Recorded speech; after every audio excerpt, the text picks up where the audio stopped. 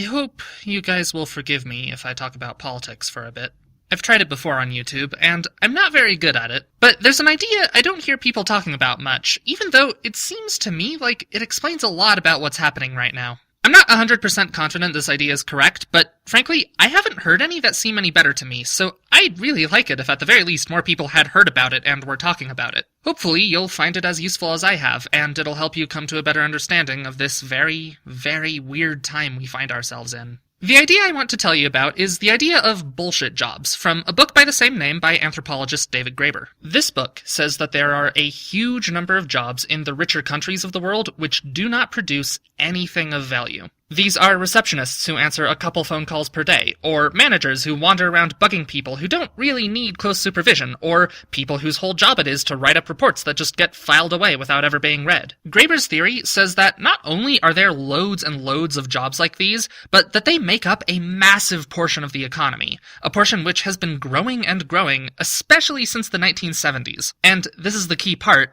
This isn't just an accident. Most bullshit jobs are in the private sector, not in the government, and big business owners are generally okay with and complicit in the growth of bullshit jobs. This goes against everything mainstream economics says and all of our intuitions about how the world works. Businesses compete with each other, and part of that is cutting costs, either so you can cut prices and offer a better deal to your customers and get more business, or just so the business owners can have more money to themselves. So why on earth would businesses be hiring legions of people to sit around doing nothing? There's a really straightforward answer to this, but first I want to talk about why mainstream economics has such a hard time with this. I only read this book and adopted these ideas after trying to understand how the economy worked from a more traditional economic point of view, but honestly, the more economics I read, the more I started to think that the whole field was deeply broken. As a quick example, consider the supply and demand graph. If you've ever been exposed to any economics theory, you've been exposed to this. The higher the price for a thing, the more of it people will try to sell. The lower the price of it, the more people will try to buy it.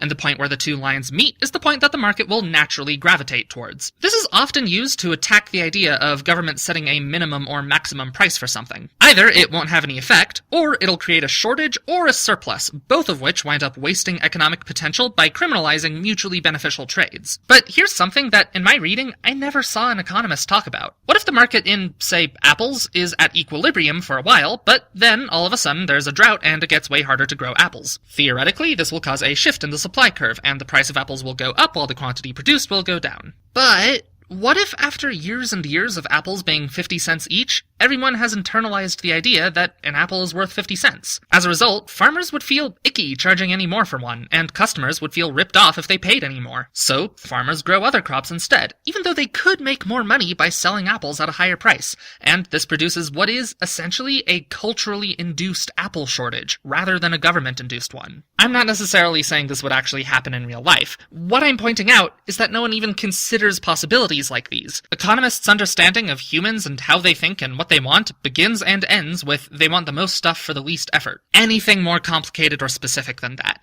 anything that derives from people's sense of fairness or honor or tradition or loyalty, all of that is uninteresting and irrelevant to the economist. And if that sounds too harsh, consider the following quote from the Penguin History of Economics when it talks about the rise of experimental economics in the late 20th century. As far as many economists are concerned, it suggests that some of the fundamental assumptions made by economists, such as utility maximization, are probably false. Experimental evidence suggests that people do not generally behave as they would if they were maximizing utility. Some economists have responded by developing theories of decision-making that reconcile experimental results with utility maximization. Others simply ignore such results, sometimes expressing skepticism about whether the artificial conditions of the laboratory, often involving students playing abstract games of chance to earn small sums of money, reflect real-world situations. In other words, economics has never had anything to do with observing how people actually act in the real world.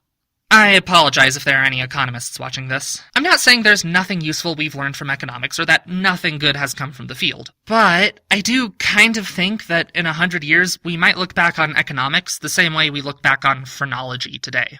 All of those thoughts, by the way, are mine. I came to those conclusions before I read anything by David Graeber. But Graeber has his own critique of economics along the same lines, and not only that, but he has a fascinating historical account of how economics got to be so messed up. So I hope it won't be a surprise when I say that David Graeber's explanation for why there are so many bullshit jobs isn't particularly mathematical, but rather human and cultural. Basically, we have bullshit jobs because people in our culture like having more employees. We like having lots of people underneath us in a corporate hierarchy. It's a massive status symbol that people work extremely hard to achieve and even harder to protect once they have it. To be clear, Graeber isn't saying that people are conspiring to make up pointless jobs. He actually outlines loads of different ways bullshit jobs can be created, and at first, they're usually created by accident. But he does say that once they are created, they're super hard to get rid of, because having lots of subordinates is such a badge of honor for managers and CEOs. Now, you might think that badge of honor shouldn't matter. Like, ultimately, executives don't call the shots. Shareholders do. They elect the board of directors, who choose and oversee the CEO, who controls everyone else, and it's the CEO who gets all the status from having so many employees, not the shareholders. But David Graeber points out that at the very top levels of companies, it gets a lot more complicated. CEOs and the boards of directors and the really big shareholders often know each other and are friends and hang out outside of work, and someone who's a CEO for one company will often be a shareholder for another and on the board of a third. Sure, maybe knowingly having way more employees than you need is cheating the shareholders out of money in a way, but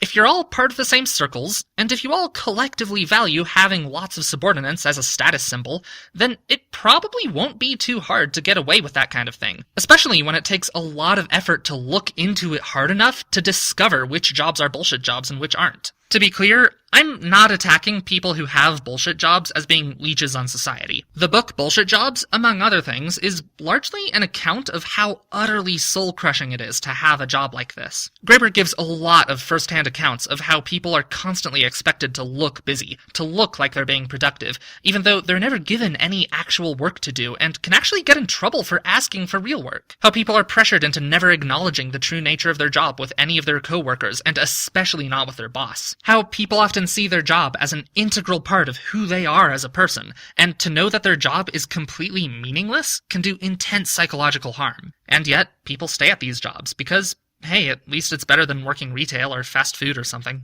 This brings up another point, actually. Almost all jobs in our economy fall into one of two categories: bullshit jobs and shit jobs. Bullshit jobs are where you're paid okay and on the surface treated well, and then you're psychologically tortured with mountains of pointless busy work, all while being forced to constantly pretend to love how important and meaningful your work is. Shit jobs, by comparison, are much more straightforward. Shit jobs are usually jobs that are intrinsically rewarding in some way, where you see directly that you're impacting other people's lives positively, whether it's by cooking or cleaning or stocking shelves or teaching children or even just straight up making material objects. To make up for it, they usually just straight up torture you physically, with long hours, terrible pay, and terrible conditions. One of the more memorable quotes from the book is that anyone who wants to work a job where you get to take care of other people is punished by being paid so little that you can't take care of your own family. The distinction between shit jobs and bullshit jobs isn't a binary, it's a spectrum. There are a few exceptions, but generally speaking, the more your work obviously benefits someone, the worse you're paid and the worse you're treated. Graeber goes into the reasons for this at length, but